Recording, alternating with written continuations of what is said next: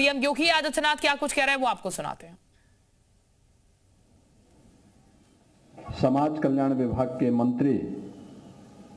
से असीम अरुण जी, लखनऊ की महापौर श्रीमती सुषमा खड़गवाल जी, इस संपूर्ण कार्यक्रम के संयोजक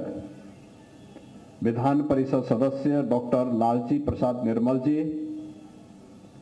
प्रदेश अध्यक्ष अंबेडकर महासभा से प्रमोद कुमार जी, महामंत्री अमरनाथ प्रजापति जी, कोषाध्यक्ष डॉक्टर सत्या दोहरे जी, आज के इस कार्यक्रम में यहाँ पर उपस्थित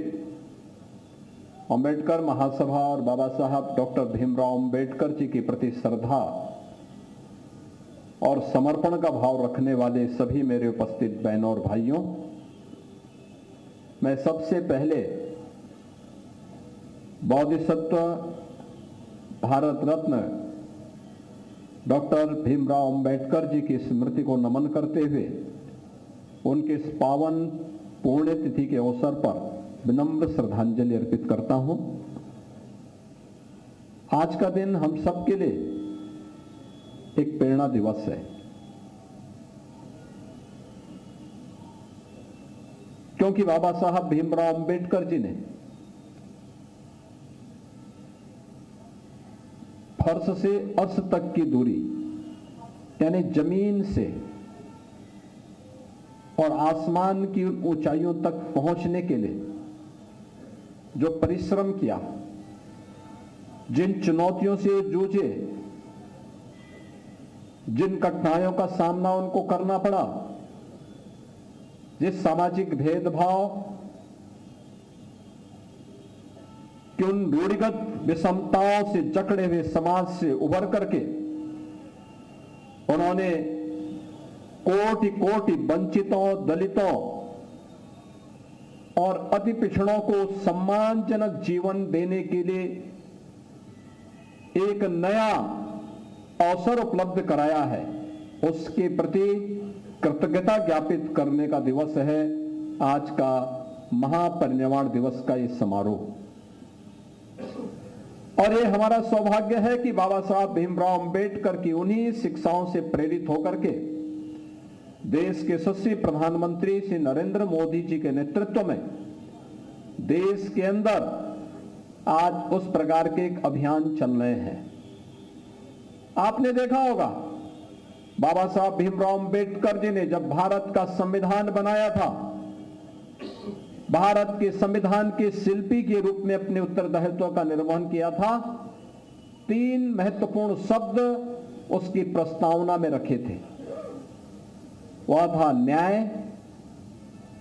स्वाधीनता यानी समता और बंधुता। न्याय, समता और बंधुता, ये 3 शब्द अगर आप देखेंगे मोदी जी ने सबका साथ और सबके विकास के भाव के साथ बिना भेदभाव के योजनाओं का लाभ हर गरीब को, हर वंचित को, हर दलित को, हर पिछड़े को, हर महिला को, हर युवा को प्राप्त हो सके,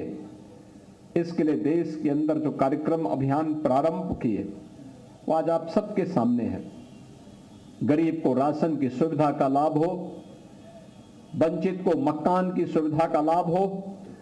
हर गरीब के घर में शौचालय के निर्माण का कार्य हो,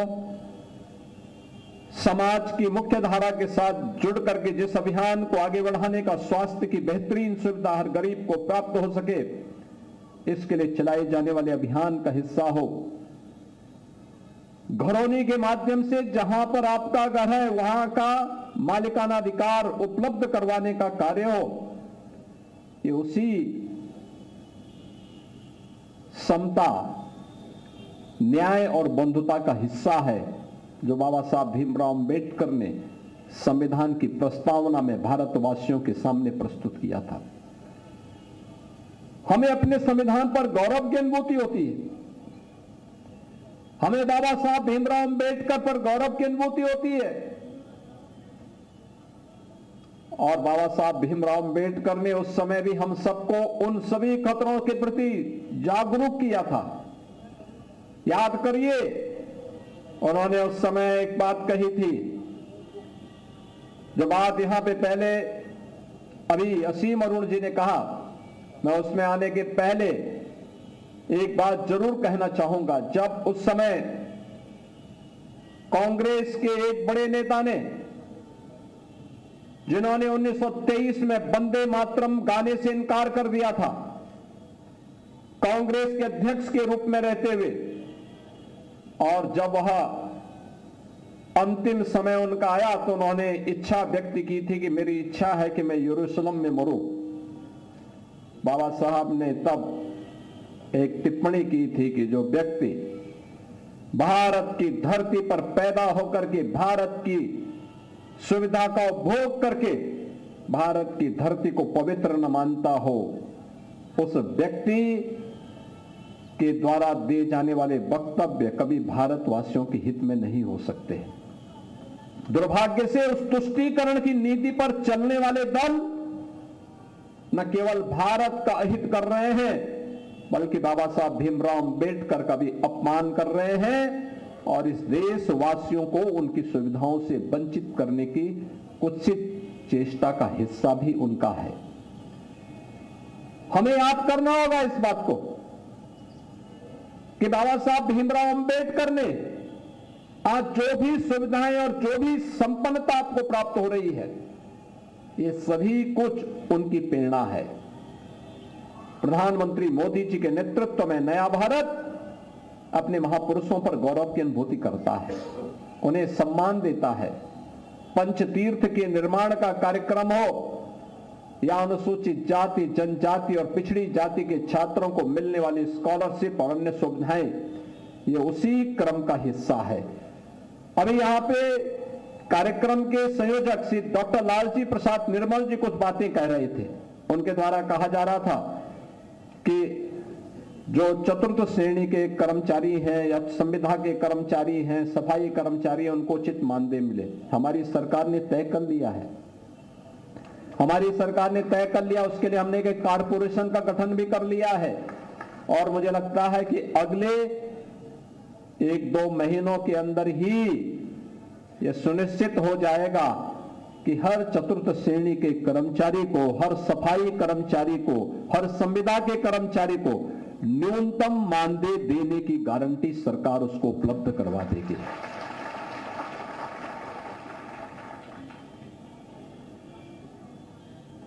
जीरो पॉवर्टी का हमारा अभियान भी उसी का हिस्सा है। अभी भी जो वंचित है, जो सुविधा का लाभ नहीं प्राप्त कर पाया है, अनुसूचित जाति, जनजाति, अति पिछड़ी जाति के गरीबों के, उन सभी तबकों को चिन्हित करने का कार्य हमारा लगभग फाइनल हो चुका है। इस समय उनके किसी के राशन कार्ड बन रहे हैं, किसी के लिए पेंशन के कार्ड बन रहे हैं, किसी को अन्य सुविधाओं का लाभ उपलब्ध करवाया जा रहा है और जिसके पास आवास नहीं होगा उसको आवास की सुविधा देंगे। जिसके पास आयुष्मान का कार्ड नहीं होगा उसको 5 लाख रुपए की आयुष्मान की सुविधा का लाभ उपलब्ध करवाएंगे। लेकिन कोई भी गरीब, कोई भी वंचित, अभावग्रसित नहीं रहेगा। उसको सभी प्रकार की सुविधाओं से संपन्न बनाने का काम ये डबल इंजन की सरकार आज कर रही है और उस अपने इस अभियान को आगे लेकर के कार्य करेगी। आज हमारी सरकार एक अन्य महत्वपूर्ण निर्णय लेने जा रही है और वह निर्णय है कि उत्तर प्रदेश के अंदर जहां जहां भी बाबा साहब भीमराव अंबेडकर की मूर्तियां लगी हैं, उन मूर्तियों में अक्सर होता है कुछ शरारती तत्व आकर के मूर्तियों के साथ छेड़छाड़ करते हैं, क्षतिग्रस्त करने का कुत्सित प्रयास करते हैं। अब हमारी सरकार एक व्यवस्था बनाएगी, उन मूर्तियों की एक बाउंड्री वाल बना करके उनकी सुरक्षा की व्यवस्था करेगी। मूर्ति को जहां पर ऊपर से छत नहीं है तो उसके ऊपर एक छत्र लगाने का काम करेगी, जिससे सुरक्षित और सम्मानजनक ढंग से बाबा साहब भीमराव अंबेडकर की मूर्ति की सुरक्षा सुनिश्चित होगी। हर मलिन बस्ती को, हर दलित बस्ती को, अनुसूचित जाति बस्ती को, जनजातीय बस्तियों को हम कनेक्टिविटी के साथ जोड़ने के कार्यक्रम को, जो अगर बच गया है, यद्यपि